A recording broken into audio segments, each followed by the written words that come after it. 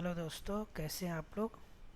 आशा है सब ठीक होंगे। आज हम आपको एक नए बीपीएससी टीआरई 4.0 के लिए सेकेंड चैप्टर कंप्यूटर संगठन एवं आर्किटेक्चर के बारे में कुछ श्योर शॉर्ट इम्पोर्टेंट क्वेश्चन के बारे में डिस्कस करेंगे। तो धैर्य बनाए रखें और ये सारे क्वेश्चंस पे अभी हम लोग पढ़ेंगे, जानकारी लेंगे ये कौन से क्वेश्चन हैं। तो श्योर शॉर्ट क्वेश्चन है, वीडियो में बने रहें, पूरा वीडियो ज़रूर देखें। तो आते हैं क्वेश्चन पे। क्वेश्चन नंबर 1 बोलता है match the following addressing mode with their respective purposes. तो इसका जो आंसर होगा वो बी नंबर आंसर होगा। इसको हमें क्या करना, मैच करना है। तो बी नंबर आंसर में 1 का सी, नीचे में देखिए 1 का C to access static data, second का सी फॉर एरे, 1 का सी 2 का A sorry addressing index addressing mode में फॉर एरे इम्प्लीमेंटेशन और addressing. Third number immediate addressing mode में के साथ मैच करेंगे हम to initiate registers to a constant value. Fourth number relative addressing mode को हम मैच करेंगे for balance type of instruction के साथ।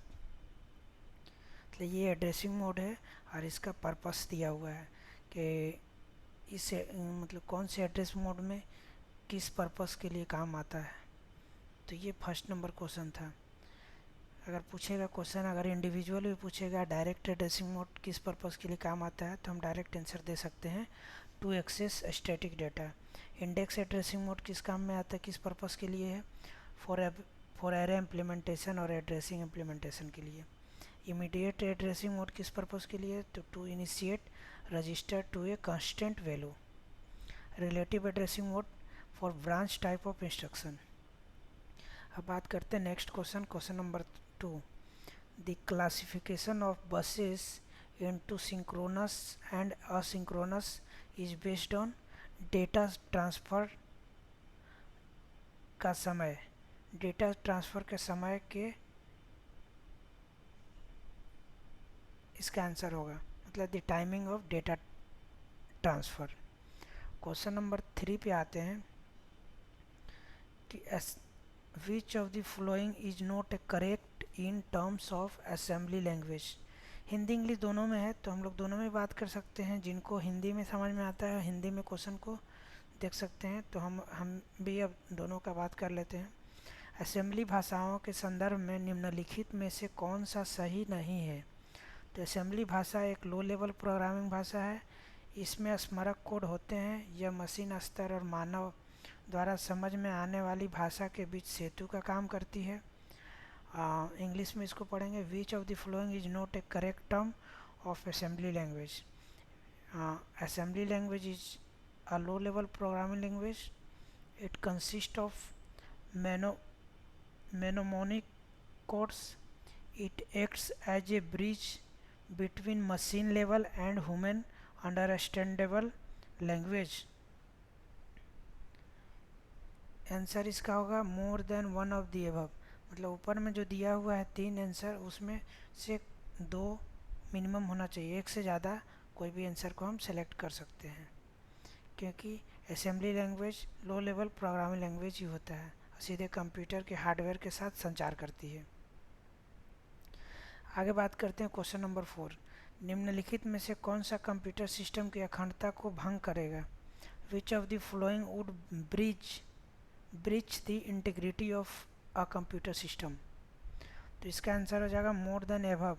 मतलब ऊपर में जो भी है, remote access to all users, full access rights to all users. Third number configuring the system with an open port.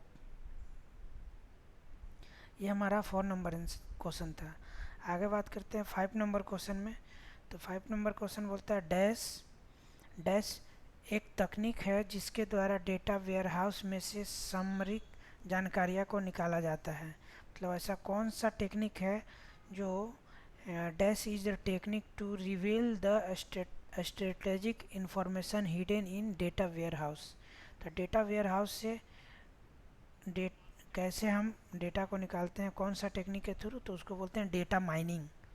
Data mining के थ्रू निकालते हैं। क्वेश्चन नंबर 6, जब एक प्रणाली में इनपुट प्रोसेस व आउटपुट पहले से पूरी तरह ज्ञात है, वह प्रणाली क्या कहलाती है? When the system input processes and outputs are known with certainly, such system is called, उसको बोलते हैं प्रोबेबिलिस्टिक, मतलब संभावित। क्वेश्चन नंबर 7, पाइपलाइन प्रोसेसर्स में रजिस्टर का नामकरण किया जाता है। पाइपलाइन प्रोसेसर में register renaming is done in pipeline processors. तो कुछ प्रकार के खतरों से निपटने के लिए इसको रीनेमिंग किया जाता है, मतलब to handle the certain kinds of hazards. 8 नंबर क्वेश्चन बात करते हैं, आर्टिफिशियल इंटेलिजेंस के पितामह कौन थे? एआई का फादर ऑफ एआई कौन थे? Who is the father of AI? AI बोले तो आर्टिफिशियल इंटेलिजेंस, तो इसका आंसर होगा John McCarthy.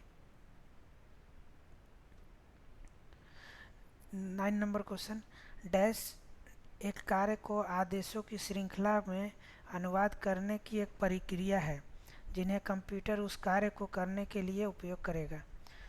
Dash is a process of translating a talk into a series of commands that a compiler will use to perform that task.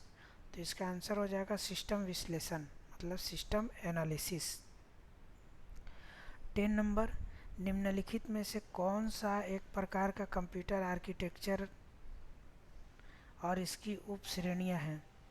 Which of the following is a type of computer architecture and सब categories, मतलब कि नीचे जो दिया हुआ है ये computer architecture या फिर और सब कैटेगरी, ये सब में से कौन सा है? तो इसका आंसर हो जाएगा women and micro architecture, women and micro architecture. 11 number question पे आते हैं, एक्टिवेट मेमोरी लोकेशन किस रजिस्टर के द्वारा होल्ड किया जाता है? Which register holds the address of active memory location? तो इसका आंसर हो जाएगा मेमोरी एड्रेस रजिस्टर। इसका आंसर हो जाएगा मेमोरी एड्रेस रजिस्टर। ठीक है। क्वेश्चन नंबर 12 पे आते हैं, Lumi is an example of, मतलब लूमी कौन सा कंप्यूटर का एग्जाम्पल है? लूमी बोले तो LUMI, तो इसका आंसर हो जाएगा सुपर कंप्यूटर। ठीक है, तो ये सब क्वेश्चन इंपॉर्टेंट क्वेश्चन है। आगे बात करते हैं क्वेश्चन नंबर 13, निम्नलिखित में से कौन सा चिपसेट एप्पल डिवाइसेस में इस्तेमाल नहीं किया जाता है? तो इसमें से कौन सा चिप जो है एप्पल डिवाइस में इस्तेमाल नहीं किया जाता है? तो आंसर में है उपर्युक्त में से एक से अधिक, किरिन, टेंसर, एक्सिनोस, इसको में से दोनों, मतलब कोई भी नहीं किया जाता है इस्तेमाल। एप्पल सिलिकॉन एक चिप है, एप्पल सिलिकॉन एक चिप है, चिप पर सिस्टम की एक सीरीज है और एक पैकेज प्रोसेसर में सिस्टम है जिसे एप्पल INC द्वारा डिज़ाइन किया गया। यह मुख्य रूप से आर्म आर्किटेक्चर का उपयोग करता है। ठीक है, एप्पल जो है आर्म आर्किटेक्चर का उपयोग करता है। क्वेश्चन नंबर 14, निम्न में से कौन सा रजिस्टर सेकेंडरी स्टोरेज के साथ इंटरेक्ट कर सकता है? विच of the flowing register can interact with the secondary storage? तो इसका आंसर हो जाएगा MAR, मार। मार का फुल फॉर्म होता है मेमोरी एड्रेस रजिस्टर। ओके, तो ये भी चीज़ क्वेश्चन एक बन जाता है अपने आप में, MAR का फुल फॉर्म क्या होगा, तो बोल देंगे हम लोग memory address register. Question number 15, पुनरावृत्ति को लागू करने में निम्न में से कौन सा एड्रेसिंग मोड उपयोग होता है? विच of the flowing addressing mode is used in implementing recursion? तो इसका आंसर बोलेंगे स्टैक, लीफो में, स्टैक को ही लीफो बोलते हैं। लीफो बोले तो last in first out. Okay, question number 16, 32 bit system में यदि पृष्ठ आकार 4 KB है तो ऑफसेट के लिए कितने बिट्स उपयोग किए जाते हैं? In a 32-bit system how many bits are used for the offset in page if page size is 4 KB? तो इसका आंसर हो जाएगा 12। ठीक है, 4 KB मीन्स 2 के पावर 12 बाइट्स। 4 KB मतलब 4 किलोबाइट, तो 2 का पावर कितना आ जाएगा 12। निम्न में से कौन सा पाइपलाइन हैजार्ड का प्रकार नहीं है? विच of the following is not a type of pipeline hazard? तो इसका आंसर हो जाएगा प्रोसीड्यूरल। 17 हो गया क्वेश्चन। अब आते हैं, बात करते हैं 18 नंबर पे। 18 नंबर क्वेश्चन है, कैश मेमोरी में वह कौन सी मैपिंग तकनीक है जिसमें कोई भी ब्लॉक किसी भी कैश लाइन में रखा जा सकता है? तो इसका आंसर हो जाएगा फुली एसोसिएटिव। मतलब which mapping technique is used in cache memory that allow any block to be placed in any cache line? Fully associative. 19 number, निम्नलिखित में से कौन से माइक्रो ऑपरेशन फैच साइकिल के दौरान किए जाते हैं? तो इसका आंसर हो जाएगा उपयुक्त में से अधिक। Which of the flowing micro operations are perform during the fetch cycle? तो आंसर हो जाएगा उपयुक्त में से सभी, एक से अधिक। मतलब मार, PC, MDR, memory. 20 number question है, कौन सा रजिस्टर प्रोग्राम में संग्रहित निर्देशों का ट्रैक रखता है? विच रजिस्टर, कौन सा रजिस्टर प्रोग्राम मेमोरी में संग्रहित निर्देशों का ट्रैक रखता है? Which register keeps track of the instruction store in the program memory? तो इसका आंसर हो जाएगा पीसी। पीसी का मतलब होता है program counter. Question number 21, CPU में प्रदर्शन सुधारने के लिए किस तकनीक में कार्यों का ओवरलैपिंग किया जाता है? Which technique allow overlapping of operations to improve performance in CPU? Answer is pipelining.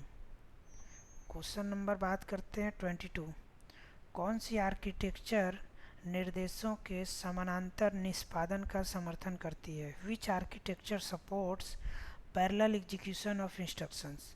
तो इसका आंसर हो जाएगा सिम्ड, मतलब SIMD। इसका फुल फॉर्म होता है single instruction multiple data. Okay, ये भी पूछ सकता है क्वेश्चन, सिम्ड का स्पेलिंग क्या होता है। ऐसे इसका SISD का हो जाएगा single instruction single data, single instruction multiple data, single multiple instruction single data. ये चारों का इस टाइप का फुल फॉर्म हो जाएगा। आगे बात करते हैं 23 नंबर, निम्न में से कौन सा घटक सीपीआई को प्रभावित नहीं करता है? विच of the following does not affect CPI? CPI का मतलब साइकिल पर इंस्ट्रक्शन, तो इसका आंसर हो जाएगा क्लॉक स्पीड। नेक्स्ट क्वेश्चन 24, निम्न में से हार्वर्ड आर्किटेक्चर के बारे में क्या सत्य है? विच of the following is true about Harvard architecture? तो हार्वर्ड आर्किटेक्चर बोलता है separate memory for instruction and data. Next question है 25, यदि TLB हीट दर 80% है और TLB एक्सेस जो है 10 NS है और मेमोरी एक्सेस 100 NS है, तो प्रभावी एक्सेस समय कितना है? What is the effective memory access time of TLB hit rate is 80%, TLB access 10 NS, memory access 100 NS। तो आंसर हो जाएगा इसका 130। ये देखिए कैसे इसको फाइंड आउट करते हैं। TLB हीट को क्या करेंगे, 100 प्लस TLB हीट और मेमोरी एक्सेस ये दोनों को जोड़ दिए तो कितना आ गया टोटल 110 NS, और TLB मिस कितना आ जाएगा 10 प्लस 2 इंटू 100 210 NS। तो इफेक्टिव कितना आ जाएगा 80% है, तो 0.8 इंटू 110 प्लस 0.2 इंटू 210 मतलब 130। ठीक है, नेक्स्ट क्वेश्चन बात करते हैं 26, निम्न में से क्या पेज फॉल्ट का कारण बनता है? Which memory on cause a page fault. तो इसका आंसर हो जाएगा access to page note memory, मतलब मेमोरी में मौजूद पेज नहीं पेज तक पहुँच। 27 512 MB मेमोरी एक्सेस करने के लिए कितनी एड्रेस लाइनों की आवश्यकता होती है? इम्पोर्टेंट क्वेश्चन है। तो इसका आंसर हो जाएगा 29 मेमोरी एक्सेस का ज़रूरत नंबर ऑफ एड्रेस लाइन का ज़रूरत पड़ेगा 512 MB को एक्सेस करने के लिए। 29 नंबर को 28 नंबर को सॉरी 28 यहाँ है। पाइपलाइन में निम्न में से किसे पूरी तरह समाप्त नहीं किया जा सकता है? पाइपलाइन में केवल काम कम किया जा सकता है। In a pipeline which of the following can't be eliminated but only reduced. Control hazard को, ठीक है। 29 नंबर क्वेश्चन है निम्न में से which instruction is responsible for transferring data from memory to register. तो इसका आंसर हो जाएगा लोड। क्वेश्चन नंबर 30 प्राथमिक तौर पर एकल बस संरचना कहाँ पाई जाती है? अ सिंगल बस structure is primarily found in main frame में पाया जाता है। तो ये आज का 30 क्वेश्चन हम लोग किए। तो इसी तरीक़े का अभी और इसमें क्वेश्चंस बचे हुए हैं, तो उसके अगला वीडियो में हम आपको बताएंगे। तो अभी तक के लिए इतना ही। अगर आप फेसबुक पे देख रहे हैं तो फॉलो ज़रूर करें पेज को, और यूट्यूब के थ्रू माध्यम से देख रहे हैं तो सब्सक्राइब करना ना भूलें और बेल आइकन को दबाना ना भूलें, क्योंकि जो भी नई वीडियो हम अपलोड करेंगे तो आपको नोटिफिकेशन का माध्यम से प्राप्त हो जाएगा और आप उसको वीडियो को एज ए देख सकते हैं। तो अभी के लिए धन्यवाद। तो चैनल को सब्सक्राइब ज़रूर करें।